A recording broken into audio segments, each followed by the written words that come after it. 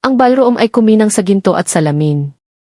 Bawat chandelier ay naglalaglag ng liwanag sa sahig na marmol na sobrang kintab na makikita mo na ang iyong refleksyon. Ang mga waiter na nakauniporme ay tahimik na gumagalaw, binabalanse ang mga tray ng champagne at caviar. Habang ang pinakamayayaman sa lungsod ay nagtipon sa isang mahabang mesa na gawa sa oak para sa usap-usapan na isa sa pinakamalaking business deal ng taon, isang nakakalulang $900 milyon na investment contract. Ang atmosfera ay puno ng kapangyarihan, pera at ego. Sa dulo ng bulwagan, dahan-dahang bumukas ang pinto. Pumasok si Manny Pacquiao. Walang tuksedo, walang mamahaling relo, walang grupo ng mga bodyguard tulad ng iba.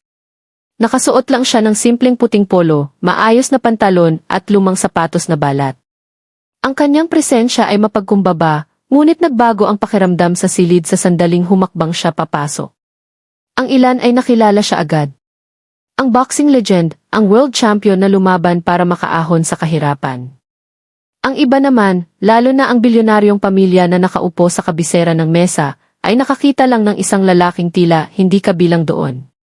Ang patriarch, na nakasuot ng kumikinang na puting suit at bowtie, ay humilig sa kanyang anak at bumulong ng sapat na lakas para marinig ng mga bisita. Anong ginagawa niya rito? Hindi ito boxing ring. Ang kanyang asawa, na punong-puno ng diamante, ay mahinang tumawa at ang anak ay ngumisi habang umiiling sa kanila. Negosyo ito. At sa kanilang paningin, si Manny Pacquiao ay wala ng iba kundi isang boksinggero na nagpapanggap na negosyante. Hindi nila alam na si Manny ay nakapag-invest na sa mga kumpanya, nakapagtayo ng mga paaralan, nagpondo ng mga ospital, at tahimik na nakikipag-partner sa mga maimpluwensyang lider sa buong mundo. Wala silang pakialam. Ang nakikita lang nila ay isang lalaking masyadong simple ang suot, masyadong mapagkumbaba sa isang silid kung saan lahat ay nagpapasiklab ng kayamanan. Si Manny, kalmado at hindi nababagabag, ay bumati sa ilang investors nang may magalang na ngiti. Tahimik siyang naupo, hindi naghahanap ng atensyon, hindi ginagamit ang pagiging sikat, pero ang kayabangan ng pamilya ay kumukulo na. Inirapan siya ng anak, sabay bulong ng hindi ka panipaniwala. Ninanakaw niya ang spotlight sa pag-upo lang dito. Hindi nila alam, ang spotlight na pilit nilang pinoprotektahan ay malapit nang tumuon sa kanila at hindi sa paraang iniisip nila dahil ang susunod na mangyayari ay magpapabaligtad sa buong ballroom. At nang maisipan ng pamilya na ipahiya si Manny sa harap ng lahat, ang deal ay nagkaroon ng nakakagulat na turn na walang nakakita. Nagsisimula pa lang ang pagpupulong nang tumindi ang tensyon sa hangin. Ang bilyonaryong pamilya, na nakaupo na parang mga royalty sa kabisera, ay panay ang palitan ng mapang-aping tingin tuwing nababanggit ang pangalan ni Manny Pacquiao. Hindi nila maitago ang kanilang pandidiri. Nakasulat ito sa kanilang mga ngisi, sa kanilang mga bulong, sa paraan ng pagtagilid ng kanilang mga ulo na parang si Manny ay isang intruder sa kanilang palasyo ng yaman. Sa wakas, ang anak ng pamilya ay sumandal sa kanyang upuan, ang boses ay sapat na lakas para umalingaw sa ballroom. Bakit ba siya nandito, pagkutya niya? Ang mga boksingero dapat ay lumalaban lang. Ang negosyo ay para sa mga edukadong tao.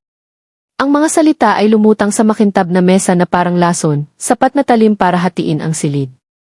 Ilang bisita ang kinabahan at tumawa, hindi sigurado kung tatawa o tatahimik. Ang iba naman ay nagbaba ng tingin, nahihiya sa kayabangang ipinapakita. Pero si Manny, hindi siya natinag. Ang kanyang mga mata ay nanatiling kalmado, ang kanyang mga kamay ay maayos na nakapatong sa mesa. Hindi siya nagmadaling ipagtanggol ang sarili. Sa halip, hinayaan niyang ang katahimikan ang magsalita ng mas malakas kaysa sa anumang suntok na kaya niyang bitawan. Sumali ang ama, ang boses ay puno ng pangungutya. Nabalitaan ko na hindi man lang daw siya nakapagtapos ng pag-aaral. Isipin mo, magtitiwala ka ng daan-daang milyon sa isang tao na ang alam lang ay manuntok. Tumawa uli ang asawa, sabay angat ng kanyang baso ng champagne. Para bang ang pagpapahiya kay Manny ay bahagi ng entertainment sa gabing iyon, pero hindi lahat sa silid ay sumasang-ayon. Sa kabilang dako ng mesa, ang ilang mga batang entrepreneur ay tumingin sa kanilang mga phone, mabilis na sinearch si Manny Pacquiao. Umilaw ang kanilang mga screen sa mga kwento ng kanyang paglalakbay mula sa kahirapan patungo sa pagiging global icon ng kanyang hindi mabilang na panalo sa ring ng mga paaralan at ospital na kanyang pinondohan sa kanilang bayan. Nagsimulang kumalat ang mga bulong-bulungan. Alam ba nila kung sino ang kinukutya nila? Si Manny, tahimik pa rin, ay uminom sa kanyang baso ng tubig. Nakaharap na siya sa mas mahirap na mga tao, mas malakas na buo, at mas malakas na kalaban kaysa rito. Pero may mas masakit sa kanilang tawanan. Hindi dahil nasaktan ang kanyang pride, kundi dahil naipakita nito ang kanilang kamangmangan. Ang anak ng bilyonaryo ay humilig paharap, itinuro ang kanyang daliri. Makinig ka, ang meeting na ito ay para sa mga tunay na business leaders. Hindi ka kabilang dito. Siguro maupo ka na lang sa tabi, o mas mabuti pa, lumabas ka na bago mo palalong ipahiya ang sarili mo. Isang bulong ang dumaan sa mga audience. Ang mga tao ay hindi mapakali sa kanilang mga upuan. Ang ilan ay nagsimulang mag-record ng palihim. Ang kanilang mga phone ay nakatutok para makuha ang eksenang nagaganap. Ang hangin ay tila may kuryente, parang sandali bago ang isang bagyo. Ang assistant ni Manny ay lumapit sa kanya at bumulong, "Sir, baka dapat na tayong umalis. Nagiging pangit na ito." Pero simpleng umiling lang si Manny ng marahan. Ang kanyang mga mata ay hindi umalis sa mesa. Hindi niya hahayaang itulak siya ng kayabangan palabas ng isang silid na may karapatan siyang asahan. At habang lumilipas ang mga segundo, mas marami pang bisita ang nagsimulang makapansin sa totoong nangyayari. Isang world champion, isang tao na pinaghirapan ang lahat sa pamamagitan ng pawis at sakripisyo, ay kinukutya dahil lang sa kanyang pagpapakumbaba. Ang mood ng crowd ay nagbago. Ang tawanan ay humina. Ang mga bulong ay lumakas, at bawat kamera na nagre-record ay nakuha hindi ang kahihiyan ni Manny, kundi ang kayabangan ng pamilya. Ang entablado ay handa na. Ang nagsimula bilang simpleng pangutya ay malapit nang sumabog sa isang sandali na magdedesisyon sa tadhana ng $900 million deal. Nakakita ka na ba ng isang superstar na tinrato ng hindi patas dahil lang sa kanilang simpleng itsura? Sabihin mo sa comments. At huwag kalimutang sabihin kung saan ka nanonood. Ang tensyon sa ballroom ay tumitindi sa bawat segundo. Ang nagsimula bilang mga bulong at pangutya ay naging hayagang paglait. Ang bilyonaryong pamilya, na nakaupo na parang nasa korte ng hari, ay determinadong ilagay si Manny Pacquiao sa kanyang lugar. Ang anak, na lumakas ang loob dahil sa tawa ng kanyang mga magulang, ay muling humilig paharap. Ang kanyang boses ay mas matalim sa pagkakataong ito, umaalingaw sa marmol na sahig. Akala mo ba dahil lang pinang-cheer ka ng mga tao sa arena, pwede ka nang maupo sa mesang ito? Hindi ito boxing match. Totoong pera ito. $900 million. Naiintindihan mo ba ang mga numerong iyan? Napasinghap ang ilang tao sa dulo ng mesa. Ang iba ay nakasimangot, halatang hindi komportable. Ngunit si Manny ay nanatiling tahimik. Ang kanyang postura ay kalmado, ang kanyang mukha ay walang emosyon na tila ang mga salita ay tumatalbog lang sa kanya, parang mga suntok sa isang bihasang depensa. Pero hindi tumigil ang mga insulto. Ang ama, na ang kulay pilak na buhok ay maayos na nakasuklay pabalik, ay nangutya. Sa totoo lang, ang pagpapapasok sa kanya rito ay nagpapababa ng halaga ng buong meeting na ito. Nakakahiya. Dapat nasa labas siya at nag-autograph, hindi dito sa loob at gumagawa ng mga desisyon. May tawanan sa isang sulok ng silid, pero mabilis itong nawala nang tingnan sila ng masama ng ibang mga bisita. Mas maraming phone na ang nakalabas, ang mga kamera ay kumukurap ng pula habang nire-record ang bawat nakakahiyang salita. Alam ng mga tao na nakakasaksi sila ng mas malaking bagay kaysa sa isang business meeting lang. Ang matagal ng kaibigan at assistant ni Manny ay muling bumulong ng apurahan, "Sir, please, umalis na tayo. Hindi natin kailangan ang deal na ito." Sinusubukan kanilang ipahiya. Sa isang sandali, pinag-isipan ito ni Manny. Ang pag-alis ay laging opsyon. Tutal, tinalikuran na niya ang kasikatan dati para magsilbi sa kanyang bayan. Tinalikuran ng spotlight para alagaan ang kanyang pamilya. Pero sa pagkakataong ito, alam niyang ang pag-alis ay nangangahulugan ng higit pa sa pag-iwas sa gulo. Kung tatayo siya at aalis ngayon, ang makikita lang ng mundo ay ang kwento na gustong ikwento ng pamilya, na hindi siya kabilang doon. Kaya nanatiling nakaupo si Manny. Ang anak ng bilyonaryo ay lalong nag-ingay, ang boses ay puno ng kayabangan. "Ano pang hinihintay mo? Gawin mo kaming pabor at tumabi ka na. Naaantala ang negosyo na lampas na sa level mo." Ang mga bisita sa paligid ng mesa ay hindi mapakali. Ang ilan ay tumingin kay Manny ng may awa, ang iba naman ay may paghanga. Dahil habang lumalakas ang boses ng pamilya, ang katahimikan ni Manny ay lalong nagiging makapangyarihan. Hindi siya nakikipaglaro sa kanila. Hindi niya ibinababa ang kanyang sarili sa kanilang level. Ang mga bulong sa crowd ay lalong lumakas. Binabanggit na nila ang kanyang pangalan ngayon. Si Manny Pacquiao yan. Hindi ba nila alam kung sino siya? Lumaban siya para sa bansa. Nagtayo siya ng mga paaralan, mga ospital. Higit pa siya sa isang boksinggero. Hinampas ng anak ang kanyang palad sa mesa, dahilan para mayanig ang mga baso ng tsampag. Bakit nandito ka pa rin? Lumabas ka na bago pa ako tumawag ng security para kalagkarin ka palabas. Tumahimik ang buong silid. Maging ang mga waiter ay napatigil sa kanilang paglakad, ang kanilang mga tray ay tila naging bato sa hangin. Ang kayabangan ng utos na iyon ay ikinagulat ng lahat. Hindi na lang ito kawalan ng respeto.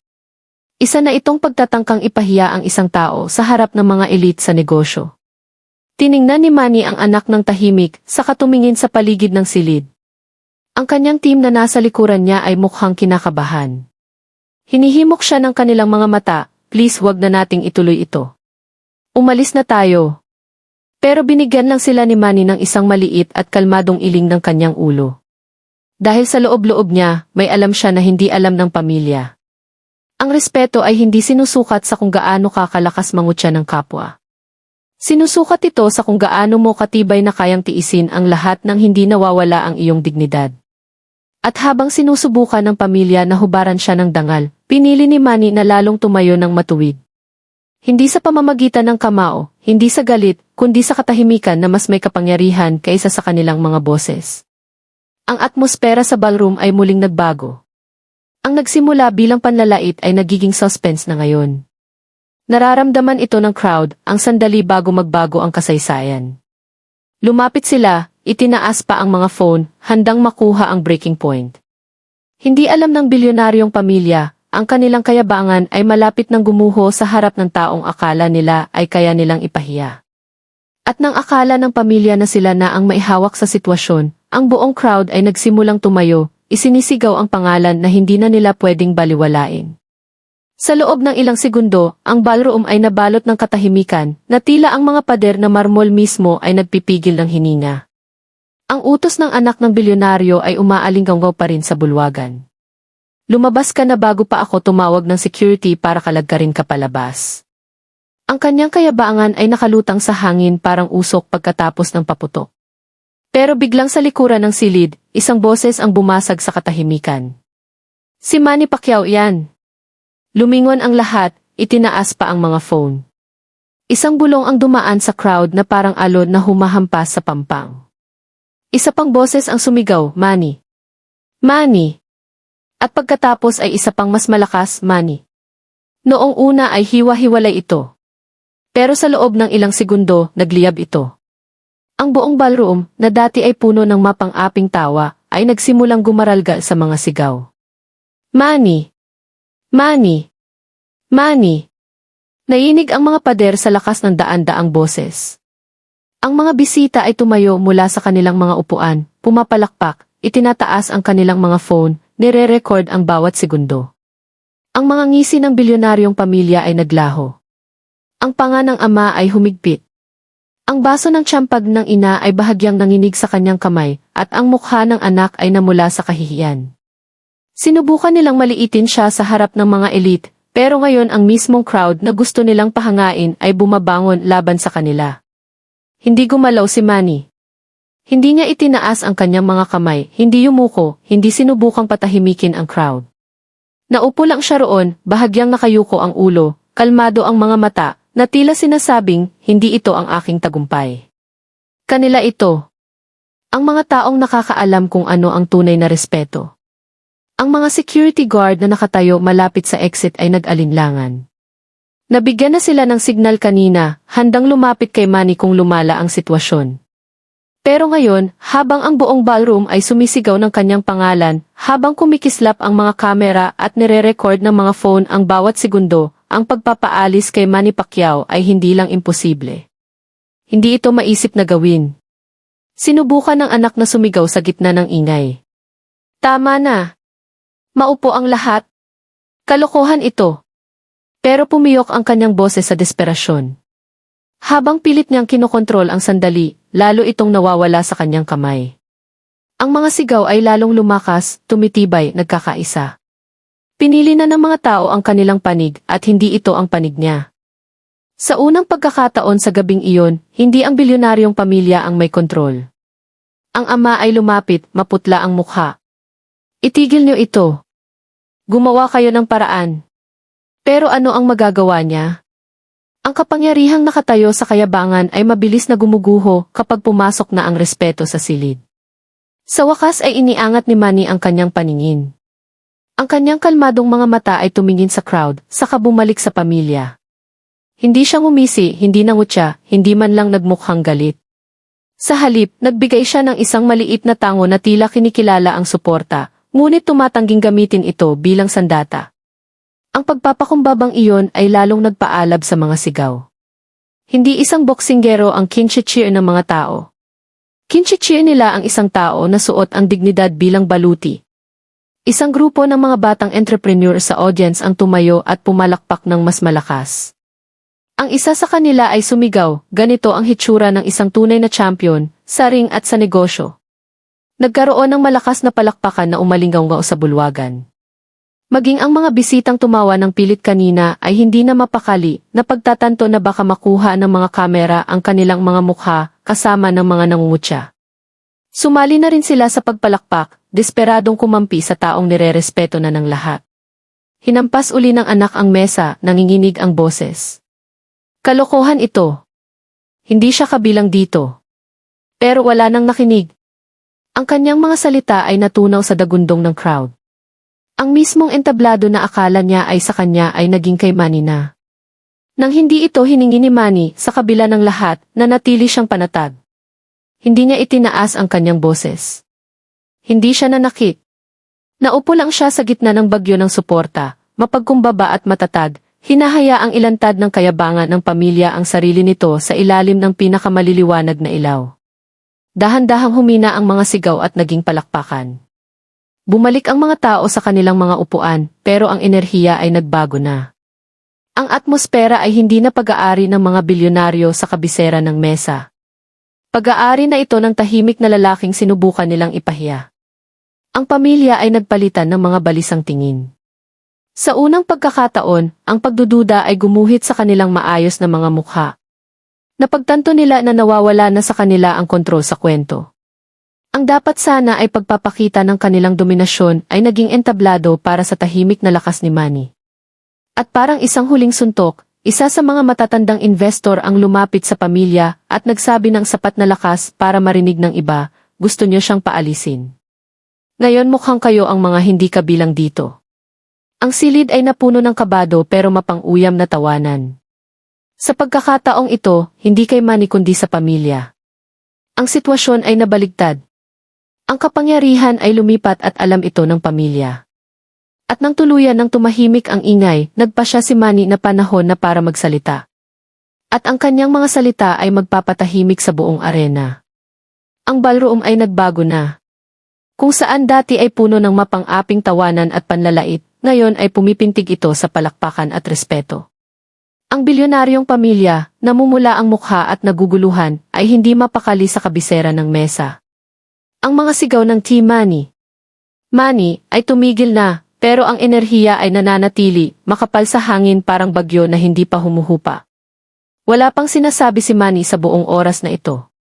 Hindi niya itinaas ang kanyang kamay, hindi humingi ng atensyon, hindi lumaban sa mga insulto. Pero ngayon, habang ang silid ay nananahimik sa isang hindi komportableng paraan, dahan-dahan niyang itinulak ang kanyang upuan at tumayo. Ang tunog ng mga paa ng upuan na kumiskis sa marmol na sahig ay mas malakas kaysa sa anumang insultong ibinato sa kanya ng gabing iyon. Ang lahat ng mata ay nakatutok sa kanya. Itinaas pa ang mga phone. Nag-zoom in ang mga kamera. Tila nagpigil ng hininga ang mundo. Ang boses ni Manny nang magsalita siya ay hindi malakas. Hindi ito madula, pero may bigat ito na hindi kayang tapatan ng anumang kayabangan. Naanyayahan ako rito ngayong gabi, simula niya, malambot ang tono pero matatag ang mga salita. Hindi bilang isang boksingero, kundi bilang isang partner. Hindi ako pumunta para nakawin ang spotlight ng kahit sino. Pumunta ako dahil naniniwala ako sa respeto, sa tao, sa negosyo, sa buhay. Tahimik ang silid, bawat mukha ay nakatitig sa kanya. Ang mga bilyonaryo sa kabisera ng mesa ay nakaupong matigas, ang kanilang pilit na mga ngiti ay naglalaho. Nagpatuloy si Manny, ang kanyang mga mata ay tumingin sa buong silid, pero hindi kailanman tumigas sa galit. Lumaki ako na walang-wala. Natulog ako sa kalye. Lumaban ako dahil iyon lang ang tanging paraan para mapakain ang aking pamilya. Bawat dolyar na kinita ko, pinagpawisan at pinaghirapan ko. At sa kabila noon, hindi ko kailanman nakalimutan na ang respeto ay mas mahalaga kaysa sa kayamanan. May mga napasinghap ng mahina sa bulwagan. Ang ilang mga batang bisita ay napapaluha. Ang tapat na katotohanan sa kanyang mga salita ay mas malalim ang talim kaysa sa anumang insultong ibinato ng pamilya. Tumingin siya ng diretso sa anak na pinakamalakas mangutya sa kanya. Tumatawa ka dahil ako ay isang boksingero. Pero ang boxing ay may itinuro sa akin na hindi kayang bilhin ng pera. Itinuro nito sa akin ang pagpapakumbaba. Itinuro nito sa akin ang katapangan. At itinuro nito sa akin na ang tunay na sukat ng isang champion ay hindi kung gaano karami ang pag-aari niya, kundi kung paano niya tinatrato ang iba. Namutla ang mukha ng anak. Ang kanyang kayabangan ay gumuho sa ilalim ng bigat ng kalmadong dignidad ni Manny. Pagkatapos ay bumaling si Manny sa crowd. Hindi ako nakatayo rito para humingi ng awa nyo. Hindi ako nakatayo rito para ipilit ang respeto nyo. Nakatayo ako rito para lang ipaalala sa inyo, sa mundong ito, ang mga titulo at kayamanan ay maglalaho, pero ang karakter ay mananatili magpakailanman. Isang nakabibinging katahimikan ang sumunod. Hindi ito walang laman. Puno ito, mabigat sa emosyon. Maririnig mo ang mahinang tunog ng baso ng tsampag sa likuran, ang mahinang ugong ng aircon, ang tibok ng mga pusong naantig sa kanyang mga salita. Pagkatapos, dahan-dahang may isang pumalakpak na bumasag sa katahimikan. Isang tao ang tumayo, saka isa pa, hanggang sa ang buong ballroom ay nakatayo na muli, pumapalakpak ng mailakas na nagpayanig sa mga chandelier sa itaas. Hindi ito basta magalang na palakpak. Ito ay paghanga, pasasalamat, paggalang. Ang bilyonaryong pamilya ay naging parang estatwa. Ang kanilang pagtatangkang ipahiya siya ay bumalik sa kanila sa nakamamanghang paraan. Sa isang talumpati lang, hinubaran sila ni Manny ng kanilang kapangyarihan nang hindi man lang nagtataas ng boses. At gayunpaman, si Manny mismo ay hindi ngumiti ng may pagmamayabang. Hindi siya nagpakasasa sa kaluwalhatian. Simple lang siyang yumuko ng bahagya, ang kanyang mga kamay ay magkapatong sa harap niya. Mapagkumbaba gaya ng dati. Ang isifi, ang babaeng may otoridad na mag-finalize o mag-cancel ng $900 million deal, ay humilig paharap, ang kanyang mga mata ay nakatitig kay Manny ng may bagong respeto. Malinaw sa lahat ng nakasaksi na may isang bagay na hindi na mababaligtad sa silid na iyon. Para kay Manny, hindi ito tungkol sa pagpapatunay ng kanyang sarili. Wala siyang kailangang patunayan. Pero sa pagpili ng respeto kaysa sa paghihiganti, dignidad kaysa sa garbo, naipakita niya sa buong mundo kung ano ang hitsura ng tunay na lakas. Sinubukan uling magsalita ng anak ng bilyonaryo. Pero walang lumabas na tunog. Ang kanyang boses ay nalunod hindi ng mga sigaw sa pagkakataong ito, kundi ng katahimikan ng pagkatalo. Sa unang pagkakataon, napagtanto niya na pumili siya ng laban na hindi niya kailanman mapapanalunan. Hindi dahil mas maraming pera si Manny, kundi dahil mas may karakter si Manny. At ang karakter na iyon ang nagpatahimik sa buong arena. Pero ang tunay na gulat ay darating pa, dahil ang mismong deal na akala ng pamilyang ito ay pag-aari na nila ay malapit ng madula sa kanilang mga kamay. Dumadagundong ang ballroom sa palakpakan. Ang mga salita ni Manny ay nakasabit pa rin sa hangi na parang isang sagradong panata na umaalingaw sa puso ng lahat ng naroon. Ang kanyang kalmadong boses, ang kanyang pagpapakumbaba, ang kanyang paalala na ang karakter ay mas nagtatagal kaysa sa kayamanan. Mas malalim ang naging tama nito kaysa sa anumang suntok na binitawan niya sa ring. Ang bilyonaryong pamilya, gayunpaman, ay nakaupong matigas at maputla. Ang kanilang mga mukha ay nagpapakita ng bagyo ng galit, kahihiyan at kawalan ng paniniwala. Inasahan nila na yuyuko si Manny Pacquiao, nalalakad palayo ng hiyang-hiya. Sa halip, lalo siyang tumayog, iniangat hindi ng yaman o mga titulo, kundi ng respeto. At ngayon, ang kapangyarihang kinakapitan nila ay nadudulas na sa kanilang mga daliri. Sa sandaling iyon, bumukas ang mga pinto sa likuran ng ballroom. Tumahimik ang buong silid nang pumasok siya. Ang isihi, ang tunay na gumagawa ng desisyon sa likod ng $900 million deal. Nakasuot ng isang sleek na itim na business suit, ang kanyang presensya ay agad na humingi ng atensyon. May dala siyang tahimik na otoridad, ang uri na hindi kailangang magmayabang o sumigaw. Ang pamilya ay napaayos ng upo, biglang nagkaroon ng enerhiya. Ang ama ay tumayo, ibinuka ang kanyang mga braso ng madula. Dumating ka sa tamang oras. Mag-umpisa na sana kaming i-finalize ang deal. Pero ang matatalim na mata ng sihi ay tumingin sa buong silid, napansin ang bakas ng tensyon, ang mga awkward na tingin, ang mga nakataas pa ring phone na nagre-record. Hindi niya naabutan ang mga insulto, pero nakikita niya ang epekto nito sa bawat mukha. Ang kanyang tingin ay huminto kay Manny, ang kalmado at mapagkumbabang si Manny, na nakatayo pa rin ng matuwid pero hindi kailanman mayabang. At pagkatapos ay bumaling ang kanyang mga mata sa anak ng bilyonaryo, na namumula ang mukha, nakakuyom ang kamao, ang kanyang kayabangan ay lantad na ngayon sa ilalim ng mga ilaw. Anong nangyari rito? Ang kanyang boses ay tumunog ng matatag at may otoridad. Walang nagsalita noong una. Ang katahimikan ay nakakasuffocate. Sa wakas, isa sa mga batang investor na lumakas ang loob dahil sa mga nasaksihan ay humakbang paharap. Kinutya nila siya. Sinubukan nilang palayasin siya. Hindi man lang nila siya gustong makasama sa mesa. Nanliit ang mga mata ng si. Tiningnan niya uli si Manny. At ikaw? Paano ka sumagot? Yumuko ng bahagya si Manny. Nang may respeto, malambot niyang sabi. Laging may respeto. Iyon lang. 3 salita lang sa Filipino pero sapat na iyon. Humigpit ang panga ng sihi. Bumaling siya sa pamilya, ang boses ay matalim na parang bakal. Ganito ba kayo tumrato ng partner? Isang tao na umani ng respeto ng mundo, hindi lang sa mga panalo, kundi sa karakter. Kung ito ang inyong definisyon ng negosyo, hindi niyo nararapat ang deal na ito. Napasinghap ang lahat sa ballroom. Namutla ang ama na parang papel. Ang ina ay napahawak sa kanyang mga diamante na parang kaya siyang protektahan nito. Ang anak ay umiling dahil hindi makapaniwala. Anong sinasabi mo? Nauutal na sabi ng ama. Hindi ka pwedeng magseryoso. $900 million ito. Hindi kumurap ang sihi. Seryoso ako. Ang deal ay kanselado na. Ang kanyang mga salita ay humiwa sa hangin na parang kulog. Kumislap ang mga kamera. Nag-record ang mga phone. Ang buong ballroom ay nagkagulo. May mga napasinghap, may mga nag-cheer, may mga natulala. Ang $900 million contract, ang mismong deal na ipinagmamalaki ng pamilya bilang kanilang korona, ay nawala sa loob ng ilang segundo. Ang anak ay napatayo, itinuro si Manny sa desperasyon. Kasalanan niya ito. Hindi siya kabilang dito. Pero mariing umiling ang si.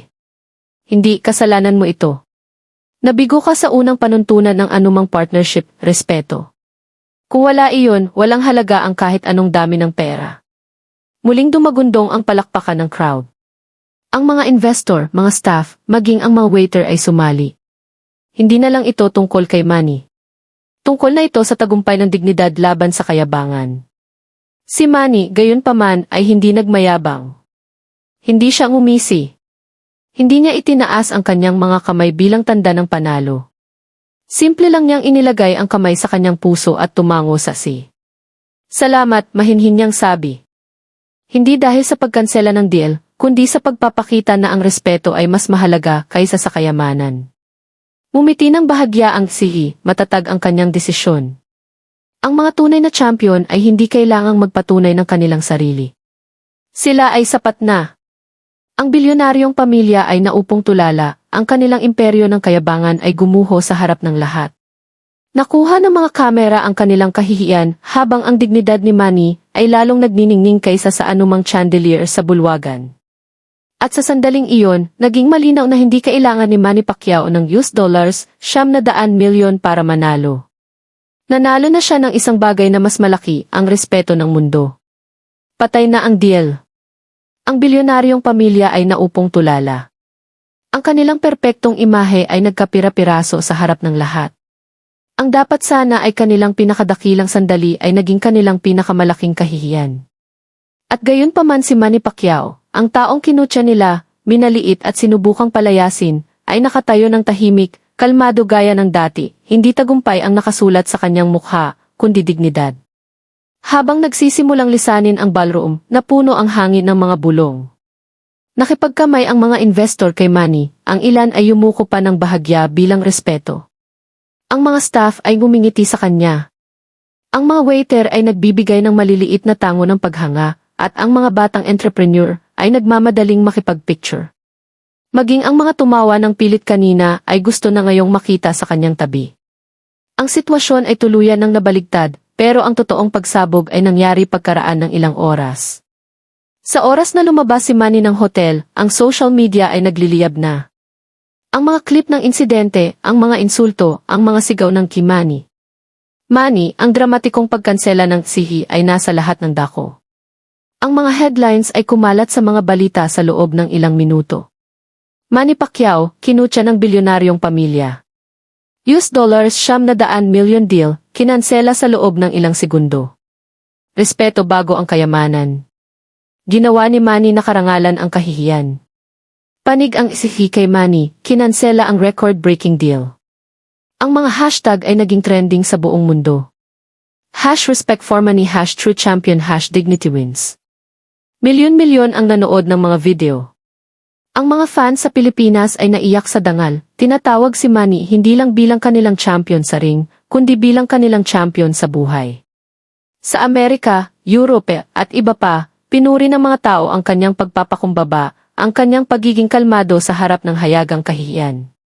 Isang comment na naulit ng libu-libong beses sa iba't ibang platform ang nagbigay ng konklusyon sa lahat. Sinubukan nilang ipahiya si Manny Pacquiao sa harap ng mundo. Sa halip, ipinahiya nila ang kanilang sarili. Ang bilyonaryong pamilya ay agad na nakaharap ng matinding backlash. Ang kanilang mga pangalan ay naging trending din pero sa maling dahilan. Binatiko sila ng mga editorial dahil sa kayabangan. Ang mga investor ay umatras sa iba pa nilang negosyo at ang opinyon ng publiko ay naging malupit. Sa kanilang hangaring ipahiya ang isang tao, winasak nila ang sarili nilang reputasyon.